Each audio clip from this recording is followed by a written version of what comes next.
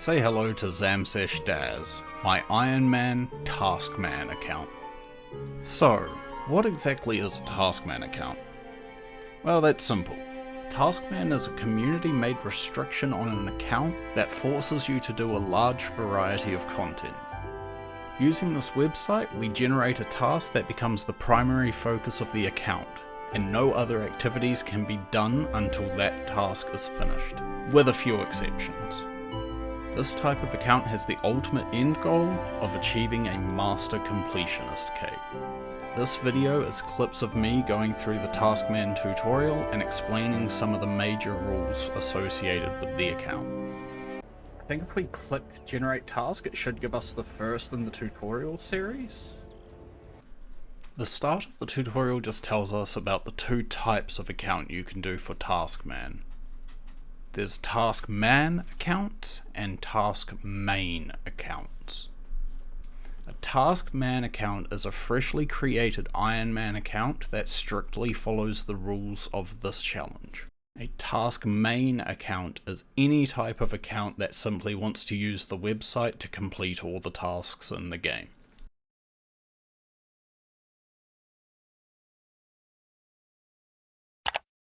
This task just wants us to turn on the setting that shows that we haven't blocked any XP on this account. We simply board the boat to Lumbridge and talk to Nastroth to enable the setting. And then now that we've done what this task says and we've toggled the option on, we can complete the task and go to the next one. Each of these tutorial tasks are followed up with an explanation of what that task was teaching you. I will only explain these further in this video if there's something specific related to the context of that task.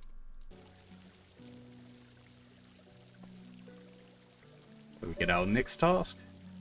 Okay, Hans in Lumbridge Castle tells you how old your account is. Say hello to Hans. Hans tells us how old our account is in terms of playtime. We use this as a way to track how long we've been playing the account and how long each task has taken us to complete. You've spent 14 minutes in the world since you arrived 3 days ago. So then, if we wanted to keep track of this, like we'd just keep coming back to Hans each time and we can put in, 14 hours. Now, I'll be honest, I was too lazy to track this at the start, but eventually I start to do this for the account. Or whatever. However old the account is, or how long it took. Familiarize.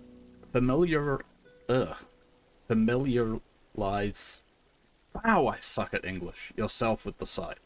Some tasks have icons you can hover over to learn what they are. The boxes to the right of your tasks, the cats and the birds, rotate daily, which are these.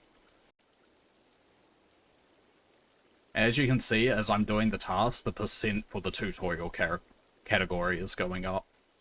You can obtain shrimp from fishing in East Lumbridge Swamp. Cook the shrimp on a range in the buildings south of the castle. And then it specifies that we have to use a range. So the reason for that is, if we cut down a tree and lit a fire to cook the shrimp, we'd be getting unnecessary XP, because you don't need a fire to cook shrimp. So now we have to avoid getting needless fire-making XP by using a range. Boom, we cooked a shrimp. That lets us go back here and complete this task. This game has some really pointless achievements. You can tell there is an achievement because of the rune score icon below the description, which is this here. Did you notice your task completed an achievement that works towards the beginner Lumbridge task? Area achievements are often completed during other tasks, and that's okay. You also had to find another range than the one in the castle, as using that is locked behind a quest. If you check rule 2a, it states you have to use methods you already have access to. Obtain Kale's charge bow. Kale's charge bow can be obtained during the Blood Pact quest. Obtaining the charge bow does not finish the quest. However, if you look at rule 7a, you'll see it says the following. Quests. You can only start a quest or mini-quest when it is required for your active task. While questing, You are allowed to finish any quest your task has forced you to start. This means you may finish the Blood Pact quest. If you wish, you are also allowed to complete your task now and wait for another task to force you to complete the quest. Look through B and C of Rule 7.2. The post-quest lamps and other one-time experience rewards from your task can be used on any skill for which you have the appropriate level or saved for later if possible. Treat each sub-quest of special quests, Recipe for Disaster, Dimension of Disaster, and That Old Black Magic as its own quest. So yeah, we'll go and do the Blood Pact, which I believe is just over here. The Blood Pact is a very simple quest, with the main goal being to teach you the combat triangle. In RuneScape, the combat triangle is as follows. Melee beats ranged, ranged beats magic, and magic beats melee. There is another skill that will come up later, but that's not too important right now.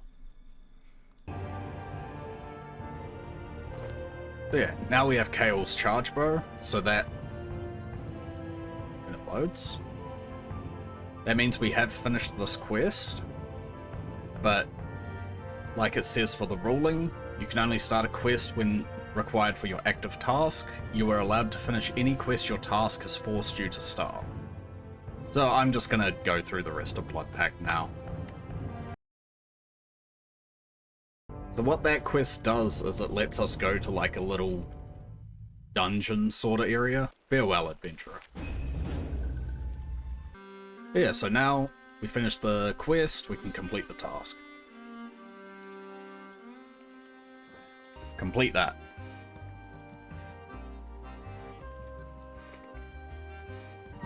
Register a total of 1 unique item in the Asgarnian and Nithilin section of your Slayer collection log. Click your task drop-down menu, which is here, and it shows the 4 different items you can get for this. It's up to you which one you want to go for and which combat style to use. The number in the parentheses is the Slayer level required, so Slayer level 1 for all of these. In the kill count field, you can enter the number of kills it took you to obtain the unique. Track the number of bones. You can track the number of bones you get through rune metrics or your experience gain. Speaking of bones, you're allowed to bury them as you obtain them. You can also bank them to use at the Ectofungus. Okay, well I guess I'm gonna go slaughter a bunch of chickens then. When do I unlock chain? Oh shit, you don't get chain till 45, Jesus. This is actually a potentially long task to have in the tutorial, but I guess killing chickens is going to be better regardless, because then I get feathers for fletching. Oh, so I haven't really talked about it, but as I've been going up magic levels, you've probably noticed more skills being added to the action bar. I can just have these like auto-cycling through, but eventually I will have to customize the bar properly and even manually cast for a bunch of stuff, but that's not going to be for a while. That's getting into like bossing. Oh, I'm already getting sick of listening to the chickens die. Let's have a quick... What are the goblin drop rates like? 1 in 128 and 4 in 128. Yeah, I'm just going to bury all these bones and then we'll go try goblins for a bit. Damn, I already dropped a clue scroll. Games are easy. So yeah, for those who don't know or have come from OSRS, like I imagine a lot of people did, in this game, clue scrolls stack up to, I believe it's 25 until you get a certain quest done. So you can just stockpile a bunch of clue scrolls and go do them all at once. You can only have 1 clue scroll of each tier active at a time, but you can store up to 25. If that makes sense. Hey, there we go. We got the goblin mail. That's another item type that people probably haven't seen. The short version is that salvage drop is basically the replacement for money or alch drops. They're also important for a skill later on, but it's going to be a long time before we get to that skill. So now we go here, and we got the... It was the goblin mail, right?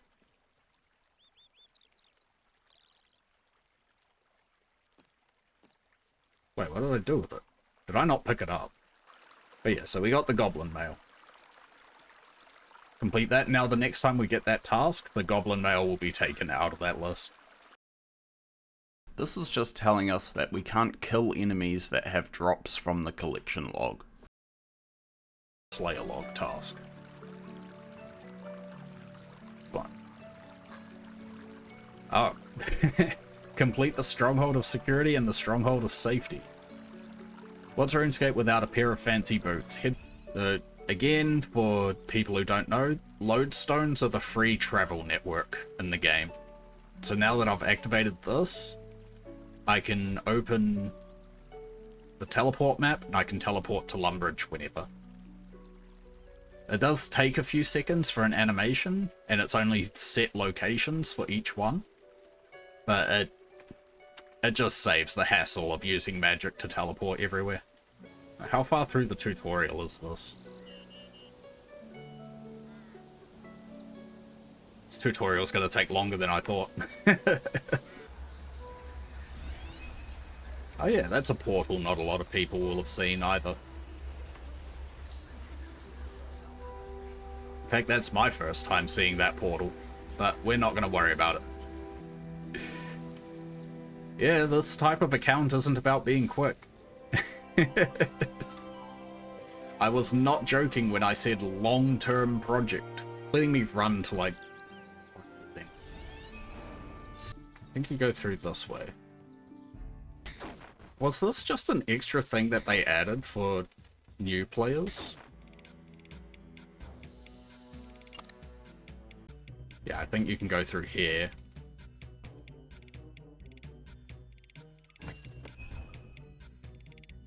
Open the chest to find a large pile of gold along with a pair of safe... Oh, this is the gloves.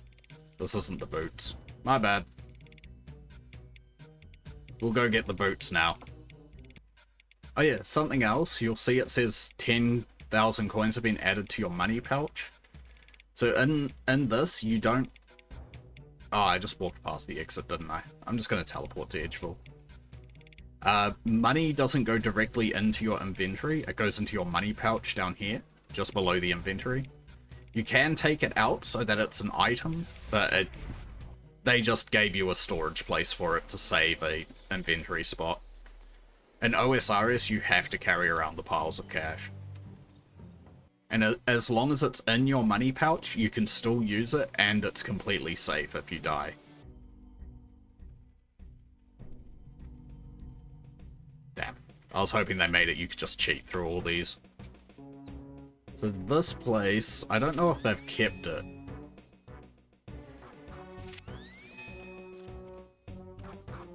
Maybe they got rid of it in RS3.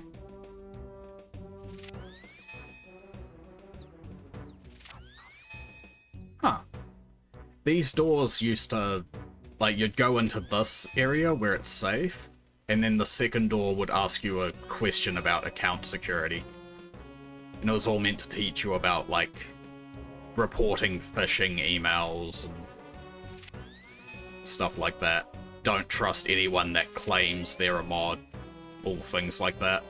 Because, I mean, you have a bunch of kids playing an online game way back in the, what, late 2000s. Yeah, there was a lot of issues with scamming and stolen accounts and stolen credit card details and everything like that. So they did their part to reward you for going and learning account security in-game. I'm probably going to get to the bottom and it's going to say two-factor authentication. Hey, 3 more K and a new emote.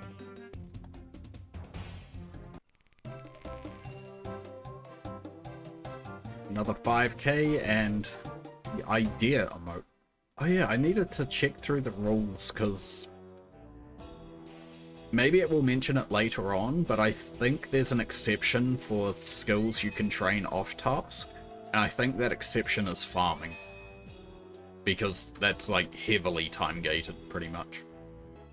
Alright, time for the first piece of fashion skate. I'll take the colourful ones. zoom in on the feet just for Anna. There you go. When your active task requires GP, gold, you are allowed to use methods that also grant experience, such as killing monsters and alching their loot. If you just want to have cash but your task doesn't require it, you must find ways that do not award experience. For instance, as a member, you can make a decent profit buying silks in Al Kharid and selling them to the silk merchant in... I never actually knew how to say this place's name. I always just said Ardone. I'm gonna keep calling it Ardone. So I can kill monsters in Alk if I have a task that requires gold. Oh, here we go. Potatoes can be planted using the farming skill. Once you have planted the seeds, you are now time gated, as you need to wait for in real life time to pass before you can harvest the potatoes. More on this in the next task. Here's Head Farmer Jones. So we claim the free potato seeds, we rake the potato patch, then we plant the seeds. And then each type of seed takes however long to grow in real time, so it will still tick over if you're not playing the game, hence time gated. So while we wait for those, we'll just check out the next task. That was your first experience doing farming in Taskman. Farming is handled differently from all other skills. You can do farming activities whenever you wish, as long as they only give experience in farming. As for your potatoes and time gating, Rule 5 states that if an active task has a time gate, you have to complete as much of the task as you can. If you still cannot proceed, you are allowed to mark the task complete. You must return to and finish it as soon as possible. Let's continue on your adventure, but don't forget the potatoes. Okay, so since I'm time gated now, because I have to wait for the potatoes to grow, I can continue on and do the next one. Reach an agility level of 5 and unlock Surge. We recommend using Berthorpe Agility Course to level up your agility. Yay, agility, one of the most boring skills in the game.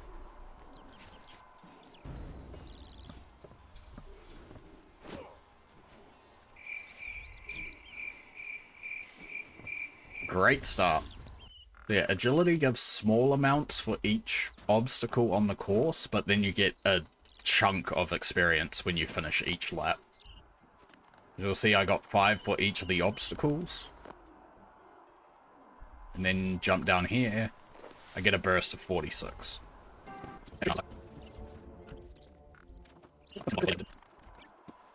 Cool. 5 agility. We can now use Surge. Cool. Complete task. Reach an attack, ranging, or magic level of 10 and buy an appropriate set of T10 weapons. So I'm going to read that as I already have 10 magic, so I go buy the magic set now.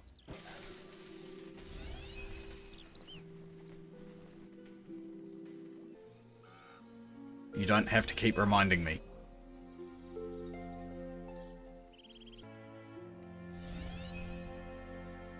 Oh, so it's just going to mean like the wizard hat, right? Ah. And that's an accidental task. I imagine it's going to tell me to do that soon anyway, so we get the blue, because of course we go with blue. She doesn't sell the tops, though. I'm going to say that that's that task done. It's basically saying you can buy stuff. Oh, be Imp Hide. Where do you buy Imp Hide in Varrock? Okay, I didn't know that.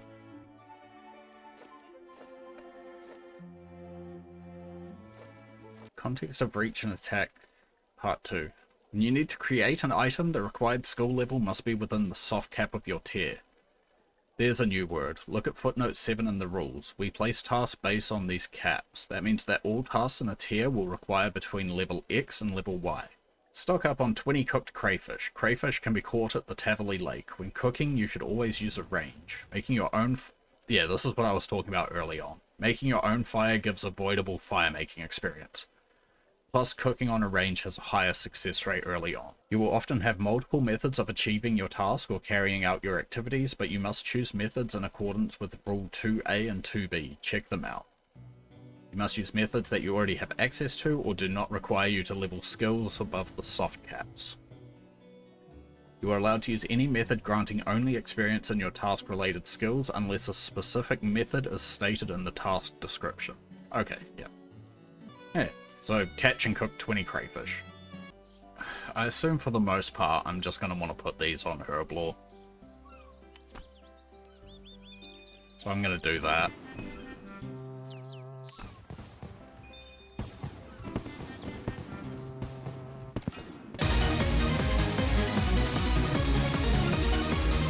I don't want to worry too pedantically about, like, oh, I catch 20 and then cook 20 so that I only ever do however many the task says. Because then I'll just be walking back and forward trying to cook one item until it stops burning. I'd rather just have the little bit of overstock and not have to run back and forth 100 times. Complete task, generate task. Unlocks the exceptions to the rules. The further you progress, the more unlocks you get, and the more freedom you get. You are now allowed to fish and catch up to cook 20 crayfish whenever you're in need of food. Attack potions require a Herblore level of 1, a Guam, and an Eye of Newt. Guam are most easily obtained at this stage by killing gelatinous abominations in the cave by Tavali Lake.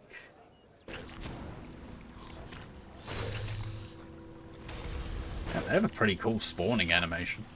I would not have the patience to do a hardcore. I'd get impatient and try to do something too early and just ruin the whole thing.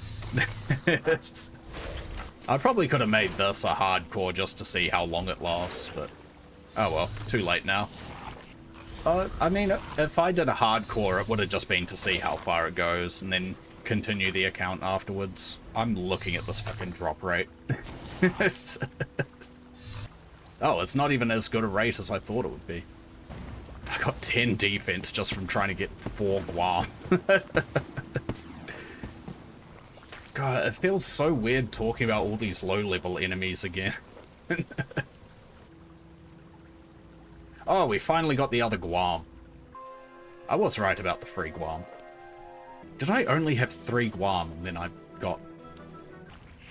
Yeah, unfortunately, due to the nature of this type of account, you can sometimes just get a grind that will take you ages to finish. But that's all part of it. That's sort of what you sign up for with this kind of account.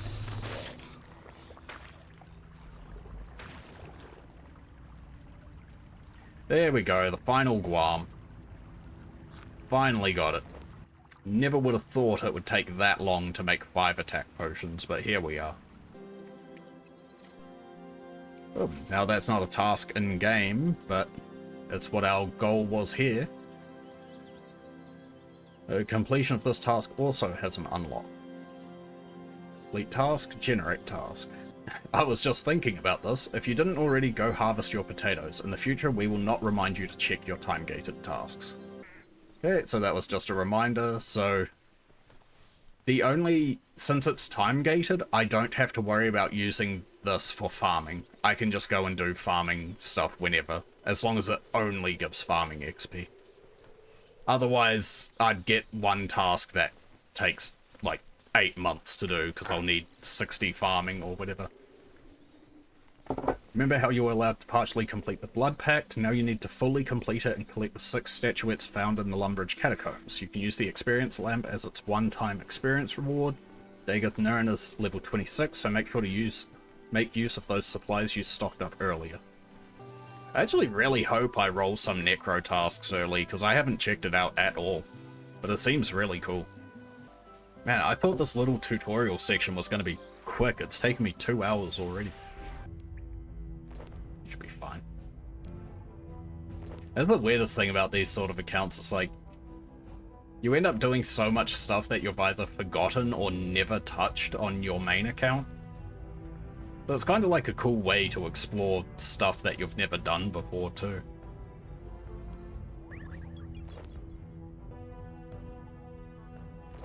And to get the last one. I tried to brute force this fight with magic, but combat triangle too strong. So I guess my plan of magic's the most convenient, I'll focus on it first, isn't really working out for me. That's why you go. It's awesome. It should be fine.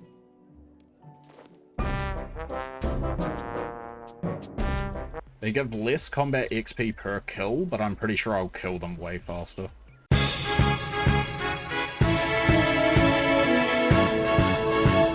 Alright, let's attempt the mini-boss thing one more time.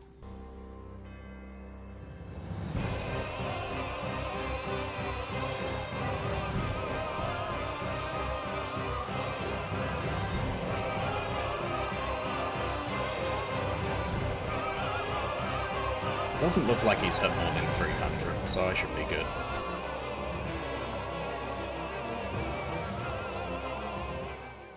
Just as I say that, he hits a 340 something.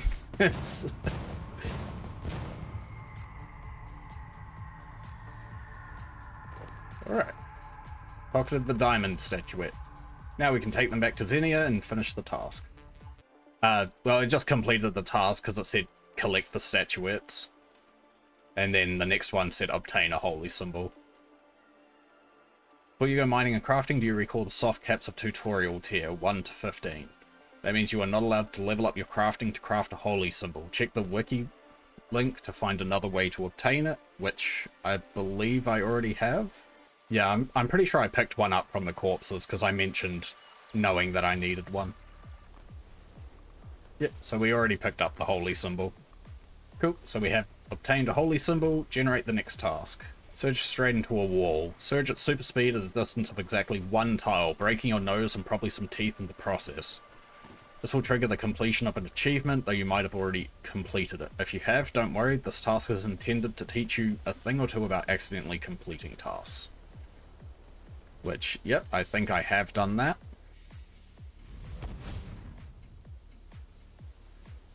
I'm pretty sure I already did that because I remember talking about accidentally completing tasks. Some activities are so obscure that you can easily avoid them, and thus avoid completing the task for them. Others, like surging you have just done, happen without you meaning to do them and without knowing it was a task. This is not something you'll be disqualified by doing, so as long as you don't go actively looking for accidental completions.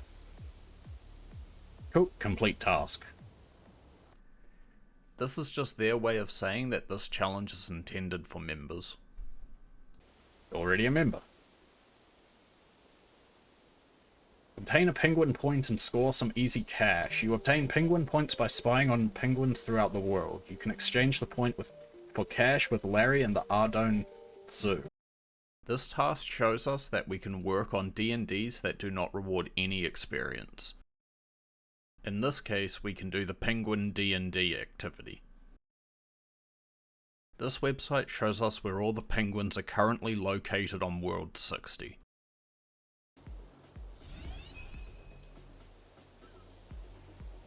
Can't wait to unlock this again. Player-owned farms.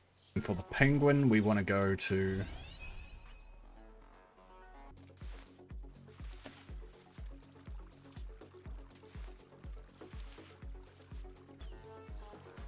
Penguin hide and seek. And the next task will cover using penguin points for experience. Complete task, generate task. D&Ds can be participated in whenever you wish, as long as they do not provide any experience other than combat experience.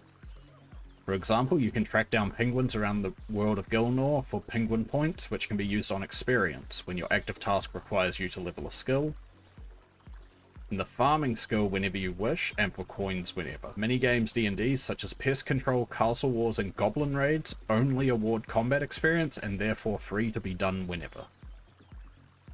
Cool. Generate task.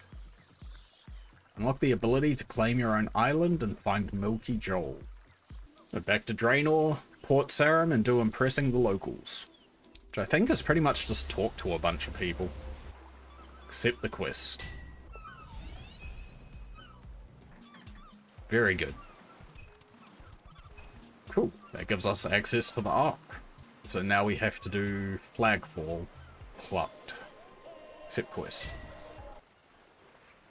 Now we just do some short trips and try get some driftwood.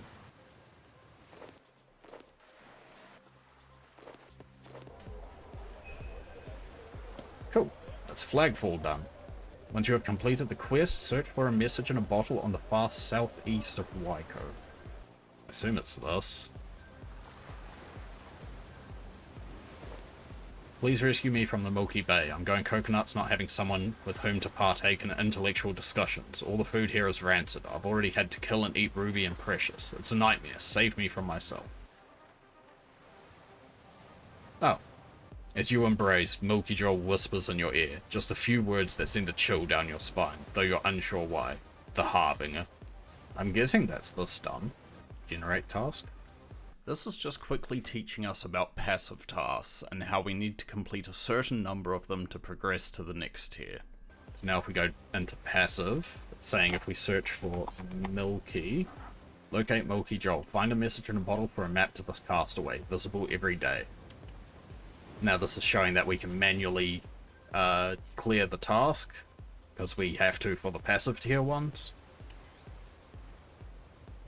Collect a bronze spear and 20 ashes from the haunted mine without completing any quests. Ashes and a bronze spear can be obtained without gaining experience or completing quests. The Taskman wiki, found by the bass icon on your task, often holds key information we couldn't fit into the description of the task. I assume I was meant to sell these to Xenia. Do that when I'm next in Lumbridge. You have abandoned Milky Joel, you monster. I think there was something else I was meant to do there. I really don't want to do this again, but I'm gonna have to. Fucking broken home.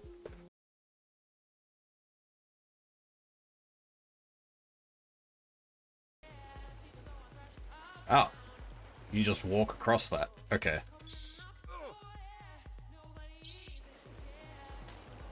Starting to think I should have come here with food. When we last played, I was confused about where to go in the abandoned mines to get the 20 ashes for the current task. Yeah, apparently there's a small ladder I was missing. And there's the ladder I was missing last time. Ah, here we go. And then when you drop them, they instantly turn to ash. So the task wants us to get 20 ashes from these.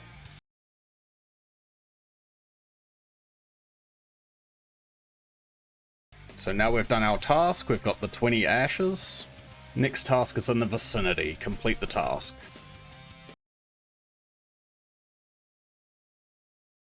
Complete the task. Whoa, so that was your first super duper secret task, an SDST for short. These tasks are small Easter egg activities. They are meant to be surprising or amusing. They are usually not particularly difficult, but if you must ask for help, mention the task by its number and not the action you need to do. They are secret for a reason and we wish to keep them that way. Alright, our next task. Tutorial complete. Welcome to beginners here. Well done, you have completed the Taskman tutorial. You are now ready to begin your Taskman adventure, but fear not. While the tasks you'll face from here on will require more of you, help will always be given to Taskmen who ask for it. So now we actually get to the point where the account becomes unique.